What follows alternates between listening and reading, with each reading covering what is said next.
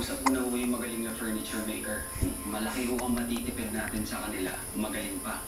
Pinagkakatiwalaan naman kita kung dito na dyan. Sir, okay na nga. Ibigay ko muna yung account sa kanila. Baka lang ho kasi yung Amore. Walang problema. Kung personalan ang pinahihirap ko sa pagnenegosyo, hindi ako nakarating dito.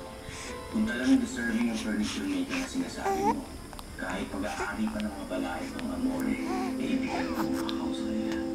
Ako, sir, thank you. Paano? Ingat pa uwi. Sige. Edwin, tsaka nga pala. Sir? Baka last day ko sa silip ngayon. Si Luis ang ginagawa akong GM eh. Para makakonsentrate sa ibang projects. Ako, sir, thank you ho. Ang dami na rin nabinbing sa lablaya dahil sa hotel na to. Thank you, sir. Sila Makmak may sila sana mapunta sila sa House of Refuge kasi kaya pa din nila ng 4 na bata doon.